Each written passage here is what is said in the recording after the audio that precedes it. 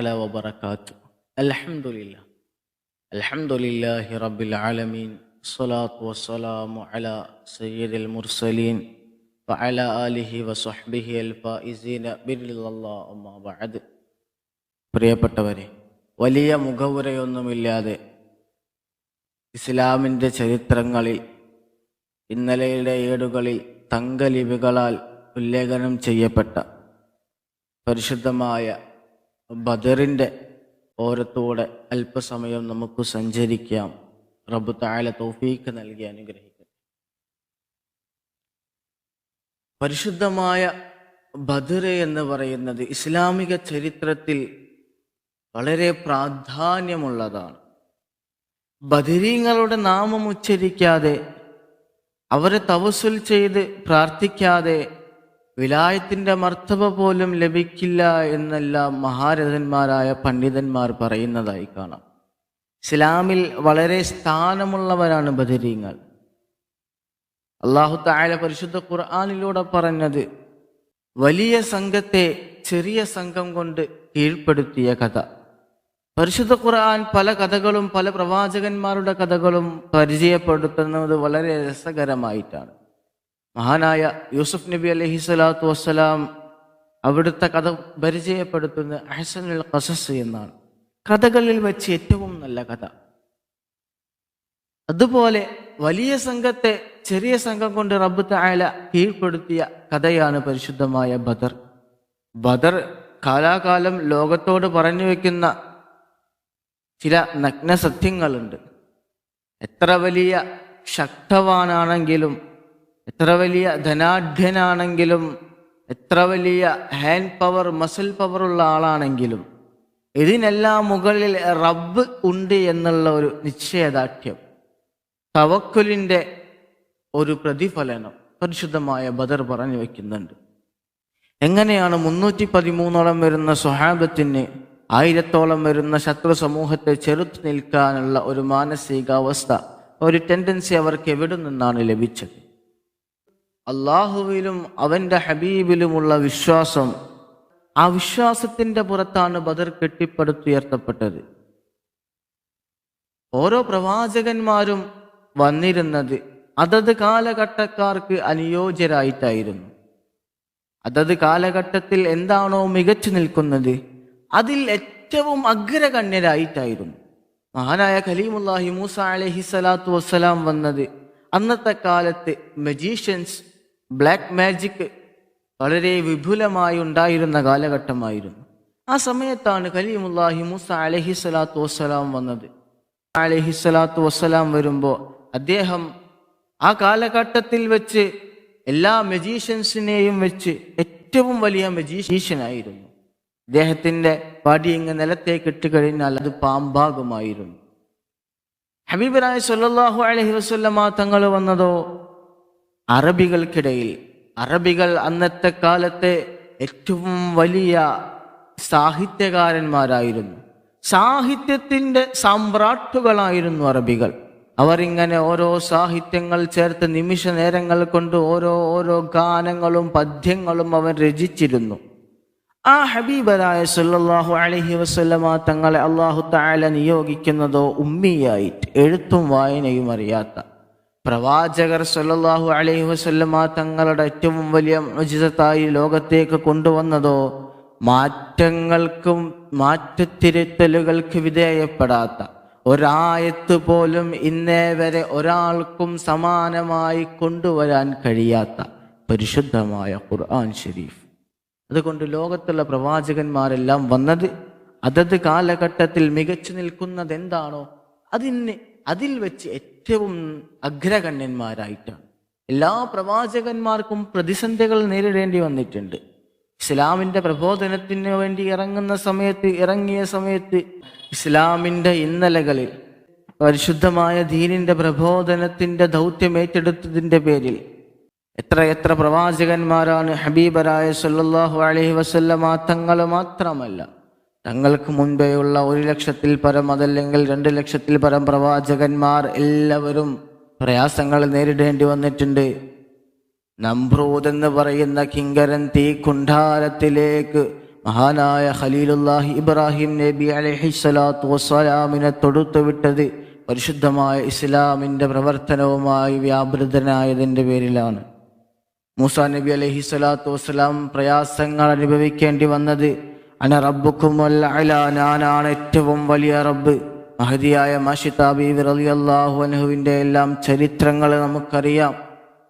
എല്ലാ പ്രവാചകന്മാരും ഇസ്ലാമിൻ്റെ വക്താക്കളായപ്പോൾ, ഇസ്ലാമിൻ്റെ പ്രബോധന ഗോധയിലേക്ക് വന്നപ്പോൾ പ്രയാസങ്ങൾ അനുഭവിക്കേണ്ടി വന്നിട്ടുണ്ട്.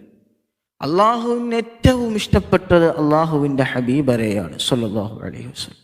അള്ളാഹു ഈ ലോകം സൃഷ്ടിച്ചു വെച്ചത് തന്നെ ഹബീബരുടെ നൂറ്, ആ പരിശുദ്ധമായ നൂറാനിയത്തെ ലോകത്തേക്ക് കൊണ്ടുവരിക എന്നുള്ളൊരു ഉദ്ദേശം കൊണ്ടാണ്. അള്ളാഹു ലോകം സൃഷ്ടിച്ചത്, ഭൂമി സൃഷ്ടിച്ചത്, മഹാനായ ആദം നബി അലൈഹിസ്സലാത്തു വസ്സലാമിനെ സൃഷ്ടിച്ചത്, നക്ഷത്ര ഗാലക്സികളെ സൃഷ്ടിച്ചത്, ഈ കാണുന്ന അണ്ടഘടാഹങ്ങളെയെല്ലാം റബ്ബ് തആല സൃഷ്ടിച്ചത് അവൻ്റെ ഹബീബിന് വേണ്ടിയാണ്. ആ ഹബീബിൻ്റെ നൂറാനിയത്ത് ഈ ലോകത്തേക്ക് കൊണ്ടുവരിക എന്നുള്ള ഉദ്ദേശം കൊണ്ടാണ്. അത് മഹാനായ ആദം നബി അലൈഹിസ്സലാത്തു വസ്സലാമിൻ്റെ മുതുകിൽ നിന്നും അങ്ങനെ ഓരോ പ്രവാചകന്മാരിലൂടെ വന്ന് മഹാനായ അബ്ദുള്ള എന്നവരിലേക്കെത്തി. അള്ളാഹുവിൻ്റെ പേരിനൊപ്പം അള്ളാഹു എപ്പോഴും ചേർത്ത് വെച്ചൊരു നാമമുണ്ടെങ്കിൽ അത് മുഹമ്മദ് സ്വല്ലല്ലാഹു അലൈഹി വസല്ലം നാമമാണ്. അള്ളാഹുവിൻ്റെ അർശിൻ്റെ മുകളിലുള്ള പേര് മഹാനായ ആദം നബി അലൈഹിസ്സലാത്തു വസ്സലാം അത് കണ്ടിട്ടാണ്, ആദ്യ തവസ്സുൽ ചെയ്തിട്ടാണ് ദുആ ചെയ്തത് എന്ന് ചരിത്രങ്ങളിൽ കാണുമ്പോൾ അത്രയും അള്ളാഹ്ക്ക് ഇഷ്ടപ്പെട്ട അള്ളാഹുവിൻ്റെ ഹബീബ്. അള്ളാഹു എല്ലാ സുഖങ്ങളും കൊടുക്കുമായിരുന്നുവെങ്കിൽ ഏറ്റവും കൂടുതൽ കൊടുക്കേണ്ടത് അവൻ്റെ ഹബീബർ സ്വല്ലല്ലാഹു അലൈഹി വസല്ലമ തങ്ങൾക്കായിരുന്നു. തങ്ങളുടെ ജീവിതമോ ശരിക്കും നമ്മൾ ശ്രദ്ധിക്കണം എൻ്റെ പ്രിയമുള്ളവരെ. തങ്ങളുടെ ജീവിതമെന്ന് പറയുന്നത് കേവലം ഗർഭം ധരിച്ച് 2 മാസം പ്രായമായപ്പോഴേക്കും പ്രിയപ്പെട്ട പിതാവ് വിട പറഞ്ഞു. 6 വയസ്സാവുമ്പോൾ പ്രിയപ്പെട്ട മാതാവ് വിട പറഞ്ഞു. തൻ്റെ നുത്ഫത്തിൽ ജനിച്ച പിഞ്ചോമന മക്കള് അള്ളാഹുവിൻ്റെ ഹബീബിൻ്റെ കാലത്ത് തന്നെ അള്ളാഹുവിൻ്റെ റഹ്മത്തിലേക്ക് യാത്രയായി. പ്രയാസങ്ങൾ നിറഞ്ഞതായിരുന്നു, പ്രതിസന്ധികൾ നിറഞ്ഞതായിരുന്നു. ആ കണ്ട കാലം അത്രയും അൽ അമീൻ എന്ന് വിളിച്ചിരുന്ന മക്കക്കാരായ ആളുകളെല്ലാം അല്ലാഹു അഹദ് എന്ന് പറഞ്ഞപ്പോൾ, ഇസ്ലാമിൻ്റെ ബാന്ധാവിലേക്ക് ആളുകളെ ക്ഷണിച്ചപ്പോൾ, അതുവരെ നന്മ പറഞ്ഞിരുന്ന ആളുകളെല്ലാം റസൂലുള്ളാഹി സ്വല്ലല്ലാഹു അലൈഹി വസല്ലമ തങ്ങളെ അപകീർത്തിപ്പെടുത്താൻ തുടങ്ങി. ഈർഷ്യതകളുടെ ക്രൂരമ്പുകൾ തൊടുത്തുവിടാൻ തുടങ്ങി. പ്രയാസങ്ങൾ എത്ര അനുഭവിച്ചു അള്ളാഹുവിൻ്റെ ഹബീബ് സ്വല്ലല്ലാഹു അലൈഹി വസല്ലം. തായിഫിൻ്റെ മണൽത്തരികൾക്ക് ഇന്നും കണ്ണീരാണ്. അവിടെയുള്ള കല്ലുകൾ തേങ്ങി എന്നല്ലേ പറഞ്ഞത്, എന്നെ ഒന്ന് എടുക്കാതിരുന്നെങ്കിൽ എന്ന്. ആ കല്ലുകൾ വിതുമ്പി കണ്ണിൽ പെടാതെ നോക്കി, ശറഫുറ്റമേനി നോവാൻ എടുക്കല്ലേ എന്ന് കെഞ്ചി. എത്ര വലിയ സങ്കടകരമായ കാര്യങ്ങളാണ് കടന്നുപോയത്. എന്നിട്ടോ ഹബീബരായ സ്വല്ലല്ലാഹു അലൈഹി വസല്ലമ തങ്ങൾ വഴി ഇസ്ലാമിൻ്റെ വളർച്ച അനുദിനം വളർന്നുകൊണ്ടിരിക്കുമ്പോൾ അതിൽ അസൂയ പൂണ്ടയാളുകൾ ഹബീബരായ സ്വല്ലല്ലാഹു അലൈഹി വസല്ലമ തങ്ങളെയും അവിടുത്തെ കുടുംബത്തെയും 3.5 വർഷക്കാലം ഊരുവിലക്കി. ഹബീബരായ സ്വല്ലല്ലാഹു അലൈഹി വസല്ലമ തങ്ങളോട് സംസാരിക്കാൻ പാടില്ല, മുണ്ടാൻ പാടില്ല. ആരെങ്കിലും സംസാരിച്ചു കഴിഞ്ഞാൽ, ആരെങ്കിലും മുണ്ടിക്കഴിഞ്ഞാൽ, ആരെങ്കിലും സഹായിച്ചു കഴിഞ്ഞാൽ, ഒരു പുഞ്ചിരിയെങ്കിലും നൽകിക്കഴിഞ്ഞാൽ അവരെയും വിലക്കുക എന്നുള്ളൊരു തീരുമാനത്തിൽ ഖുറൈശി പുങ്കുവന്മാർ എത്തിയെങ്കിൽ 3.5 വർഷക്കാലത്തോളം മക്കയിലെ ഒരു മലഞ്ചെരുവിലേക്ക് മാറ്റി നിർത്തപ്പെട്ടു പ്രിയപ്പെട്ട ഹബീബ് സ്വല്ലല്ലാഹു അലൈഹി വസല്ലമ തങ്ങളും അവിടുത്തെ കുടുംബവും. ഭക്ഷണങ്ങളില്ലാതെ, പാനീയങ്ങളില്ലാതെ, ഉടുക്കാൻ വസ്ത്രങ്ങളില്ലാതെ, ഒരു നേരത്തെ അന്നത്തിന് വിശപ്പകറ്റാൻ ഭക്ഷണങ്ങളില്ലാതെ, ആർക്കെങ്കിലും ഒന്ന് സഹായിക്കണമെന്ന് തോന്നിയിട്ടുണ്ടെങ്കിൽ അതിനുപോലും ഒരു നിർവാഹമില്ല. സഹായിക്കുന്ന ആളുകളെയും ഊരുവിലക്കാനാണ് നാട്ടിലെ പ്രമാണിമാരുടെ കൽപ്പന. അത്രയും പ്രയാസപ്പെടുത്തി. പിഞ്ചോമന മക്കൾ വിശന്ന് വലഞ്ഞ്, മഹദിയായ ഉമ്മു കുൽസൂം റളിയല്ലാഹു അൻഹുവും ഫാത്തിമ ബീബിയും എല്ലാം ചെറിയ മക്കളാണ്. വിശന്ന് വലഞ്ഞ് എത്രമാത്രം പ്രയാസം അനുഭവിച്ചു.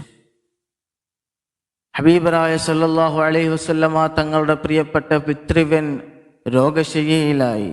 ഖദീജ ബീവിയും ഒരുപാട് തളർന്നിരിക്കുന്നു. ഒരുപാട് പ്രയാസങ്ങളാണ് ജീവിതത്തിൽ, പ്രതിസന്ധികളാണ് ജീവിതത്തിൽ. ഒരിക്കലും മനുഷ്യൻ ഉൾക്കൊള്ളാൻ കഴിയാത്ത വിധത്തിലുള്ള പ്രയാസങ്ങളെ നേരിടേണ്ടി വന്നോളും അല്ലാഹു അഹദ് എന്നുള്ള സുന്ദരമായ കലിമ മുറുകെ പിടിച്ച് ജീവിക്കാൻ ഒരിക്കലും അവിടുന്ന് മടി കാണിച്ചിട്ടില്ല സല്ലല്ലാഹു അലൈഹി വസല്ലം. പച്ചിലകൾ ഭക്ഷിക്കേണ്ടി വന്നു, അവസാനം തോലിനാലുള്ള ചെരുപ്പുകൾ ഭക്ഷിക്കേണ്ടി വന്നിട്ടുണ്ട്. പച്ചിലകൾ ഭക്ഷിച്ചവർ വിസർജിക്കുന്ന വിസർജ്യത്തിന് വരെ പച്ച നിറമായിരുന്നു എന്ന് ചരിത്രങ്ങളിൽ കാണാം. പ്രയാസങ്ങളും പ്രതിസന്ധികളും കാലമിങ്ങനെ മുന്നോട്ട് പോകുമ്പോൾ ആ ഒരു പ്രയാസം മാറി തിരിച്ച് വീട്ടിലേക്ക് താമസം മാറ്റിയ കാലമിങ്ങനെ മുൻപോട്ട് ഗമിക്കുമ്പോഴാണ് ഒരു ദിവസം മക്കയിൽ പരിശുദ്ധമായ കഅബ ഷരീഫിൻ്റെ അരികിൽ ലാത്തയെയും ഉസ്സയെയും മനാത്തയെയും ആരാധിക്കുന്ന മക്കയിലെ പ്രമുഖന്മാരായ ആളുകളെല്ലാം കഅബയുടെ ഓരത്തിങ്ങനെ ഇരിക്കുന്ന സമയത്ത് കഅബയുടെ ഓരത്തായി വീടുണ്ടായിരുന്ന ഒരു വ്യക്തിയുടെ വീട്ടിലേക്ക് ഒരു ഹിറാശി നടന്നു പോകുന്നുണ്ട്. എന്നും ഇദ്ദേഹം ഇങ്ങനെ നടന്നു പോകും. ഈ ഇരിക്കുന്ന നാട്ടുപ്രമാണിമാരെല്ലാം അദ്ദേഹത്തെ ശ്രദ്ധിക്കുന്നുണ്ട്. വളരെ പ്രതീക്ഷയോടുകൂടെ ഇദ്ദേഹം ഒരു വീട്ടിലേക്ക് ഇങ്ങനെ നടന്നു കയറും. പക്ഷേ പ്രതീക്ഷയെല്ലാം അസ്തമിച്ച് വളരെ സങ്കടം നിറഞ്ഞ മുഖവുമായി മൂകഭാവവുമായി അദ്ദേഹം തിരിച്ച് വീട്ടിലേക്ക് തന്നെ മടങ്ങുന്നതായ ഒരു കാഴ്ച. എന്തായിരിക്കും അത്? എന്തിനായിരിക്കും അത്? ഇനി അങ്ങോട്ട് എന്തായിരിക്കും സംഭവിക്കാൻ പോകുന്നത്? അതാരായിരിക്കും? ആരുടെ വീട്ടിലേക്കായിരിക്കും കയറിപ്പോയിട്ടുണ്ടാവുക? എന്തിനു വേണ്ടിയിട്ടായിരിക്കും അദ്ദേഹം പോയിട്ടുണ്ടാവുക? ഇൻഷാ അല്ലാഹ് അതെല്ലാം വരും എപ്പിസോഡുകളിൽ ചർച്ച ചെയ്യാം. റബ്ബ് തആല തൗഫീഖ് നൽകി അനുഗ്രഹിക്കട്ടെ. അസ്സലാമു അലൈക്കും വറഹ്മത്തുള്ളാഹി തആല വബറകാതുഹു.